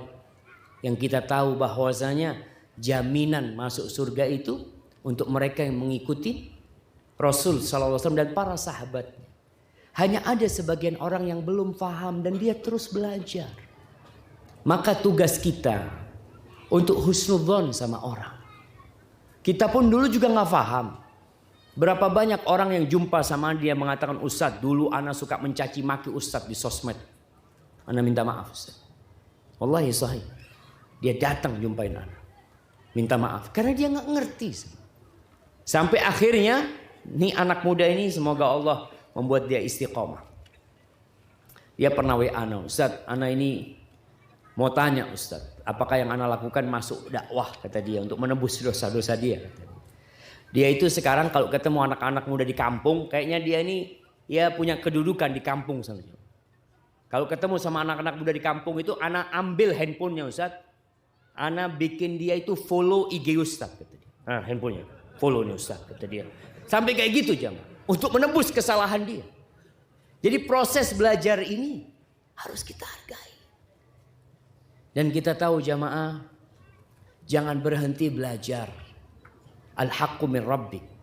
Kebenaran itu dari Allah Azza wa Jalla. Dan kita tahu Allah mengutus Rasulnya untuk menyampaikan kebenaran itu. Dan Rasulullah menyampaikan kepada para sahabatnya dan para sahabatnya mengamalkan. Jadi tidak ada jalan kebenaran kecuali kita melewatin jalannya para sahabat yang Allah ridha sama mereka. Apa kata Allah? Was-sabiqunal awwalun minal muhajirin wal ansar walladzina ittaba'uuhum bi ihsan radhiyallahu anhum wa radu an. Allah ridha sama mereka. Maka kita ikutin mereka karena mereka yang diridhai oleh Allah Subhanahu wa taala. Kita mau ikut siapa? Kita ikut siapa jemaah? Ya ikut Nabi Muhammad dan para sahabat. Afanusa, bagaimana jika belum mampu membahagiakan ibu ana lewat materi? Sedangkan ibu ana juga jauh dengan ana. Apakah cukup berdoa untuk beliau setiap hari? Yang pertama, kalau antum jauh dari ibu, antum minta izin. Jangan sampai antum udah jauh dari ibu juga nggak bisa berbagi sama ibu. Artinya antum di sini susah secara ekonomi, jauh dari ibu, lebih baik antum balik ke kampung, susah secara ekonomi sama, tapi bisa berjumpa sama orang tua dan berbakti kepada orang tua. Tapi kalau ternyata enggak Ustaz, ana alhamdulillah bisa berbagi sama orang tua dan ibu ana yang minta ana bekerja di tempat ini supaya ana bisa membantu orang tua, maka alhamdulillah. Tapi kalau antum tidak mampu, doa sama orang tua dan niat berbagi sama orang tua. Cukup niat ya Pak. Ana masih ingat ya, ana pernah niat. Ya kita mahasiswa di Madinah. Uang saku mahasiswa itu cukup buat makan. Apalagi sudah punya istri dan anak. Suatu hari anak itu ngomong dalam diri. Anak kepingin ngasih orang tua itu $1.000 waktu itu jamaah. Duit gak punya. Cuma punya apa? Niat. Sudah subhanallah waktu itu anak bantu urusan haji. Tahu ada orang yang kasih amplop sama Ustaz buat Ustaz kata dia. Ustaz udah bantuin, Masya Allah Bapak. Anak lihat jumlahnya $1.000. Sekarang antum diuji. Mau ngasih orang tua apa antum mau pakai? Antum gak punya duit. Antum niatnya kan mau ngasih orang tua. Antum kurangin 200 lah, 800 sudah banyak. Jangan. Maka antum niat baik. Antum niatkan, ya Allah kalau anak punya rezeki 10 juta anak mau transfer buat orang tua. Dapat 10 juta, jangan mikir mau ganti motor. Transfer buat orang tua. Jadi jamaah kalau antum tidak bisa berbagi materi sama orang tua, berbagilah janji sama Allah buat orang tua. Kalau punya rezeki antum akan berbagi dengan orang tua. Di kejauhan antum bisa ya dengan berdoa, selalu telepon sama orang tua, kirim surat buat orang tua. Wallahi orang tua antum kalau dapat surat dari antum bahagianya dia. Walaupun sekarang zamannya sudah sekarang kan zamannya sudah video call Ustaz. Zamannya sekarang sudah WA, telepon, tapi antum tulis surat buat orang tua antum. Ketika antum jauh. Insya Allah tuh surat tiap malam dibaca sama ibu antum. Dia baca lagi, ya Allah anakku kirim surat. Padahal bisa telepon. Ada sesuatu yang indah di surat yang ditulis oleh tangan oleh anak. Hadza wallahu a'lam bissawab. Ustaz, ana mau tanya gimana mengingatkan ibu ana supaya sholat. Ibu ana sekarang sakit. Iya jemaah. Sholat ini kewajiban yang tidak boleh ditinggalkan. Kecuali dalam satu kondisi, antum tidak sadar, antum gak wajib sholat. Bagaimana kita mengajak ibu kita sholat? Di sini kesempatan antum untuk menanamkan keimanan dia. Bicarakan sama ibu, bu, ya yang menyembuhkan itu Allah. Banyak yang lebih parah sakitnya daripada ibu. Alhamdulillah, ibu sholat ya bu ya. Biar Allah kasih kesembuhan buat ibu. Wallahi ibu kalau semua dokter berkumpul di sini. Dan semua obat dibeli, mereka gak akan bisa menyembuhkan ibu. Mungkin dengan cara kita tadi menyentuh keimanan dia, agar ibu akhirnya mau melaksanakan sholat dan dibantu. Ibu udah sholat bu, Ibu ya tidur kalau memang dia nggak bisa duduk, dia tiduran sambil dibantuin untuk berwudu. Kalau nggak bisa berwudu, tayamum. Anaknya yang harus proaktif dalam kondisi seperti ini. Sering tanya dia sama ibunya. Kalau ibunya tetap nggak mau sholat, ngomong sama dokternya. Dok, mau minta tolong dok. Kalau dokter nanti masuk ke ruang ibu, bilang dokter nggak mau meriksa kecuali ibu sholat. Boleh nggak anak kong kali kong sama dokter? Boleh. Karena kadangkala orang sakit itu lebih percaya sama dokter daripada sama ustadz. Ustadz datang ke ruang pasien ya, ibu ingatlah kepada Allah ini. Iya, jazakallah khair Ustadz, barakallah fiik. Ustadz pergi tetap nggak sholat. Coba dokternya datang, ibu udah sholat? Belum ya, sholat dulu nanti saya baru balik ke sini. Kira-kira sholat nggak tuh? Sholat nanti dokternya nggak ke sini tuh jam. Ya kita harus berusaha semampu kita untuk mengajak ibu kita melaksanakan sholat. Barakallahu fiikum. Assalamualaikum Ustaz. Waalaikumsalam. Ana mau tanya. Ibu Ana sudah meninggal semenjak Ana berusia 11 tahun. Bapak Ana 3 bulan yang lalu juga sudah meninggal. Bagaimana cara Ana berbakti pada ibu agar pintu surga yang paling indah itu dapat Ana nikmatin juga. Barakallahu fikum. Selesai pintu surga itu jadi. Tapi masih ada kemungkinan kita bisa masuk pintu surga sana. Dengan cara terus berbakti kepada orang tua walaupun sudah meninggal dunia. Apa saja yang bisa kita lakukan? Yang pertama, mendoakan keduanya. Khususnya di waktu-waktu mustajab. Antum punya waktu mustajab setiap hari antara adzan dan qomat. Punya tempat mustajab ketika antum sujud.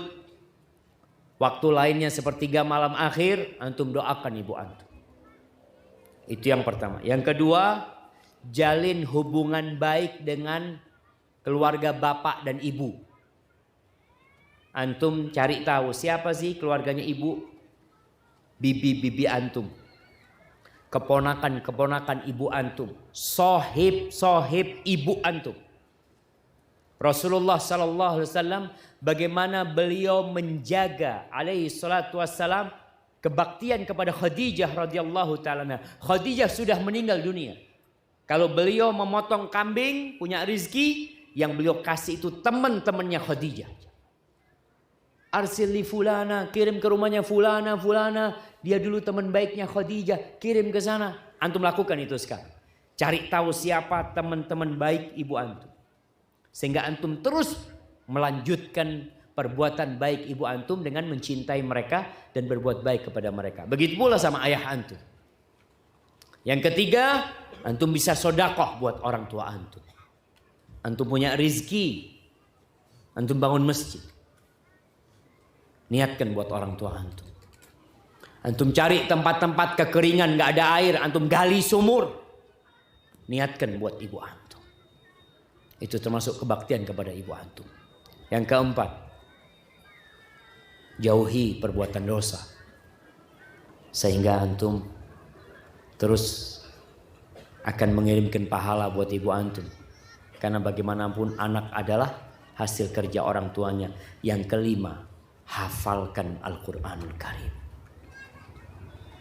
Kenapa menghafalkan Al-Quranul Karim? Anak yang hafal Al-Quran, insya Allah bapak ibunya nanti akan dikasih baju sama Allah Subhanahu Wa Taala. Dikasih mahkota, Allahu Akbar. Yang bajunya itu kalau dinilai dengan dunia dan isinya tetap lebih mahal baju itu. Kalau antum melihat di dunia ini ada baju yang harganya 1 triliun. Ada baju yang harganya 100 triliun. Ada baju yang harganya seharga Indonesia dan isinya. Itu baju yang antum berikan kepada orang tua antum dengan antum menghafalkan Al-Quran. Itu lebih mahal daripada dunia dan isinya. Maka tolong nih anak-anak berusaha menghafalkan Al-Quranul Karim. supaya orang tuanya kelak mendapatkan kehormatan tersebut dari Allah Subhanahu wa taala. Hadza wallahu a'lam bissawab. Bagaimana cara mengajak ibu yang jauh dari Allah dan masih melakukan kesyirikan sebelum minta maaf, Ustaz? Sebelum minta maaf. Ahibati fillah, kita harus berikan uzur kepada orang-orang terdahulu, kepada bapak ibu kita, kakek kita mungkin, yang memang ilmu itu ilmu yang benar nih, Al-Quran Sunnah sesuai dengan pemahaman para salafus soleh, itu dulu susah didapat jamaah. Apalagi setelah kemerdekaan Indonesia, setelah merdeka, pada waktu dijajah Belanda aja, ya sekolah-sekolah Islam itu nggak banyak, ulama-ulama juga tidak banyak, pesantren-pesantren terhitung. Setelah kita merdeka pun kita masih mengalami banyak kemunduran umat Islam. Sekolah-sekolah yang maju setelah kemerdekaan itu sekolah siapa jemaah? Sekolah Katolik. Karena memang sekolah peninggalan penjajah, peninggalan Belanda. Belanda, mereka datang ke Indonesia bawa 3. Bawa apa? 3G. Dia cari gold, glory, dan gospel yang dia bawa. Itu yang terjadi. Sehingga keilmuan tentang Islam setelah kemerdekaan masih belum bisa baik. Masih ada PKI pada waktu itu, masih kacau negeri kita. Belanda agresi militer pertama, kedua ya. Kemudian alhamdulillah akhir-akhir ini Masya Allah semakin mudah menuntut ilmu. Dulu orang tua kita mungkin gak punya Quran terjemahan. Yang punya Quran terjemahan orang kaya jemaah. Masih sedikit Quran terjemahan. Sekarang setiap orang punya Quran terjemahan. Tafsir Masya Allah. Siapa yang bisa punya tafsir Ibnu Katsir? Dulu juga belum diterjemahkan. Baru tafsir Ibnu Katsir diterjemahkan. Mungkin 10 tahun, 15 tahun yang lalu. Sebelumnya gak ada. Kitab-kitab terjemahan itu sedikit sekali. Kemudian masjid-masjid yang adakan kajian, ya Allah jemaah. Kalau antum melihat masjid dulu itu isinya siapa? Imam sama muadzin. Yang azan sampai ada satu daerah itu masjid itu tutup jemaah. Ada salah satu mahasiswa dari Madinah, ana dapat cerita, yang dia pulang ke kampungnya, masjidnya itu enggak, ketika azan enggak ada yang sholat. Maka dia terus azan sampai mulai 1 orang sholat, 2 orang sholat, mulai ada kajian. Maka antum cari alasan buat ibu antum. Tugas antum sekarang bagaimana menyampaikan ilmu ini. Alhamdulillah. Ibu antum dengan segala kekurangannya antum wajib berbakti sama dia. Kalau ngobrol sama ibu dengan adab dan etika. Jangan duduk sama ibu, bu sini bu. Duduk sini. Gimana ibunya suruh duduk kayak gitu? Sambil dipijetin kaki ibu. Ibu kalau nggak marah, ana mau bacakan. Nih ada ayat-ayat Quran yang indah ibu. Sambil baca artinya nih bu, kayak gini artinya. Biarkan ibu belajar sendiri. Bukan anak yang mengatakan kamu harus kayak gini, kamu harus kayak gini, itu salah, ini benar. Kadang-kala berat buat ibu. Tapi biar ibu dapat ilmu sendiri. Ibu kayak gini ibu. Ana bacakan ya bu ya. Sudah. Tanamkan keimanan kepada Allah Azza wa Jalla.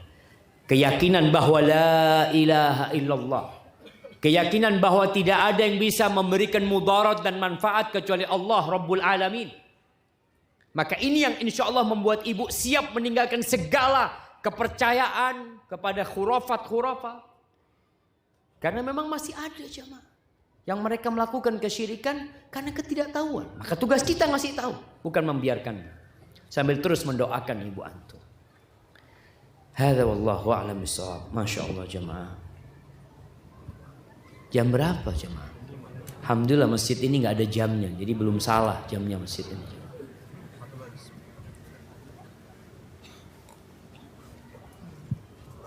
Alhamdulillah. Ustadz, anak ini sangat ingin berbakti kepada orang tua. Tapi terkadang ayah anak menyakitin anak melalui lisannya. Ayah anak juga sering menyakiti ibunya atau nenek anak. Ayah anak merupakan salah satu pejabat di daerah kabupaten di Lampung. Mobil dinasnya sering digunakan untuk kepentingan pribadi. Dan juga pengawal ayah anak ingin menghancurkan anak, dan juga pengawal ayah anak ingin menghancurkan anak melalui video porno yang diberikan kepada anak. Mohon nasihatnya. Anak juga ingin sekali melanjutkan pendidikan kuliah yang basicnya agama. Tetapi ayah anak mengarahkan anak untuk masuk dunia politik. Bagaimana anak menyikapinya, Ustaz? Padahal anak tahu dunia politik sangat kejam. Iya, banyak yang jadi korban politik. Apa yang dilakukan anak? Subhanallah. Yang pertama, anak tetap berbakti sama ayah. Harapan anak kepada semua yang mulai ngaji, mulai belajar agama, tunjukkan kepada ayah antum kalau antum berubah menjadi anak yang berbakti. Lewat mana? Yang pertama, antum tidak pernah membantah ayah antum. Kalau dikatakan ayah menyakitin antum dengan kata-katanya, antum carikan 1000 alasan kenapa ayah mengatakan itu. Antum tunjukkan ketika antum ngaji, antum semakin baik. Pulang ke rumah, tadi anda contohkan, antum pijet orang tua antum. Pijet orang tua antum. Di rumah bawa oleh-oleh, ayah tahu ayahnya suka pisang goreng, bawa nih, beli pisang goreng. Ya ini enak banget ayah, anda beli ayah, khusus buat ayah anda beli. Mulai antum menjalin hubungan baik sama ayah. Biarkan ayah melihat ada apa sama anakku ini. Karena banyak orang tua ketika melihat perubahan di diri anaknya, penampilan berubah, dilihat anaknya mulai tumbuh jenggot, rame juga anaknya mulai cingkrang. Oh, ini terpapar radikal ini anaknya. Orang tua takut. Karena memang cadar. Kenapa banyak orang kok mengatakan, oh kita nggak tahu ternyata cadar itu ada yang positif. Subhanallah. Karena memang media selalu menampakkan yang negatif-negatif. Yang positif mereka tutupin yang berkaitan dengan umat Islam. Itu yang terjadi dengan media. Maka mau tidak mau kita menjadi korban. Anak-anak tadi dulu aja ketika anak pulang dari pondok pakai jenggot langsung disidang sama orang tua. Dulu jemaah. Anak pakai jenggot itu tahun 95 kira-kira. Kelas 5 apa kelas 6 di pondok. Itu pulang langsung heran orang tua. Ini ikut aliran apa ini anaknya? Maka untuk menghindari semua itu. Karena memang agama kita terbuka. Islam ini datang mengatur segala-galanya. Sampai cara engkau masuk ke toilet pun diatur. Cara tidur pun ngadep kemana diatur. Makan pun diatur. Apalagi urusan-urusan yang besar. Maka tolong antum sekarang tunjukkan kebaktian sama orang tua. Kalau bicara ayah mau politik macam-macam, tinggal komunikasi yang baik sama orang tua nanti. Dan kalau seorang anak kuliah di sebuah perkuliahan yang tidak ada pelajaran agama, alhamdulillah. Kuliah itu berapa jam sih jemaah? Berapa jam kuliah itu jemaah? Sehari? 5 jam? 5? 5 apa 4? 3 jam? 3 jam. Antum masih punya waktu 21 jam untuk belajar agama. Makanya usahakan memang daerah-daerah kampus itu ada kos-kosan yang syar'i. Nih teman-teman di Lampung yang punya kelebihan rezeki, antum bisa berdakwah dengan bikin kos-kosan daerah kampus yang syar'i. Habis maghrib ada kajian di kos-kosan tersebut. Baik yang akhwat, baik yang ikhwan. Mungkin kita belum bisa membuat kampus yang bisa anak-anak itu dapat pelajaran agama.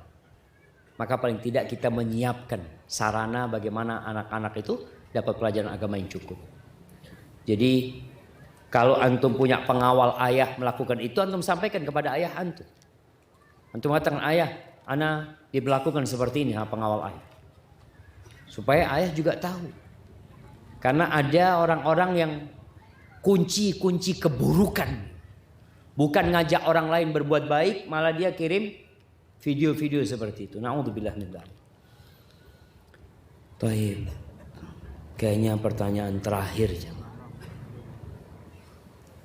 Assalamualaikum Ustaz. Waalaikumsalam. Mohon bantuan doanya untuk kedua orang tua ana yang mana sampai saat ini ana berumur 31 tahun, orang tua ana khususnya abah ana gak melaksanakan sholat sekalipun walaupun Idul Fitri dan Idul Adha. Wallahi jamaah, berat memang jamaah. Kenapa itu terjadi sama orang tua kita? Mungkin salah pendidikan dari kakek, gak diajarin sholat. Kita tahu bicara sholat ini sejak umur 7 tahun anak itu harus disuruh sholat. Ini ayah sampai tua sulit mau sholat. Apa yang harus dilakukan? Jangan serta-merta nyuruh ya yuk sholat, yuk sholat, yuk sholat. Karena yang membuat orang sholat itu kalau motornya ada bensinnya. Semalam kita bicara semalam. Tadi subuh, semua perlu motor.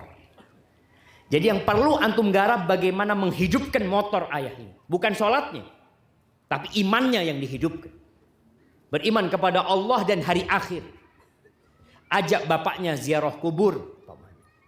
Ajak bapaknya ziarah ke tempat orang-orang yang sakit. Untuk menumbuhkan keimanan tersebut. Duduk sama ayahnya, gak bicara sholat. Bicara tentang hari kiamat, ternyata semua akan berakhir. Bicara tentang alam kubur ya. Bicara tafsir idza zulzilatil ardu zilzalaha. Nggak ada bicara sholat. Al-qari'atu mal qari'ah. Nggak ada bicara sholat. Bicara tentang hari kiamat. Kemudian kita bicara ayat, ternyata kalau kita mati harta nggak ada yang dibawa ya.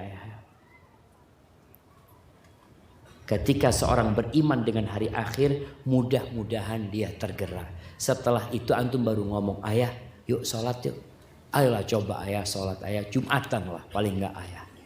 Datang ke masjid. Setelah ayahnya mau Jumatan ya, ajak sholat. Jangan langsung ke masjid sholatnya ayah. Di rumah aja nggak mau antum suruh ke masjid. Ayah sholatlah di rumah ayah. Sambil diajarin sholat. Mungkin ayah juga nggak tahu sama bacaan-bacaan sholat. Ajarkan kepada ayah sholat yang paling ringan. Ayah sholat gak perlu baca surat udah ayah. Baca Al-Fatihah aja. Nah.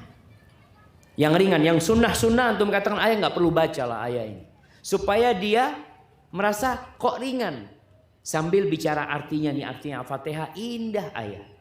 Supaya dia menghayati dan meresapin sholatnya itu. Sambil antum mendoakan orang tua antum. Terus doakan orang tua antum. Jangan berhenti.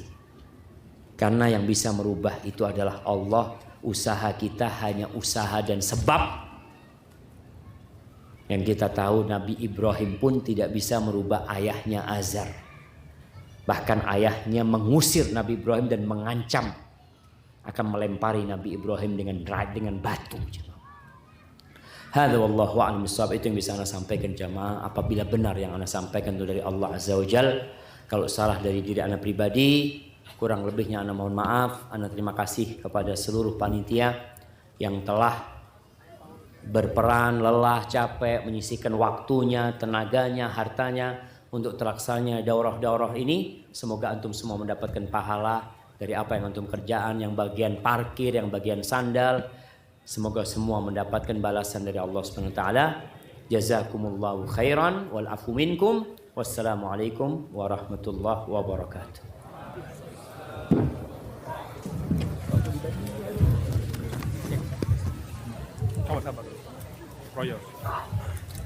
Akhwan fillah, azakallahu wa iyyakum jami'an. Alhamdulillah.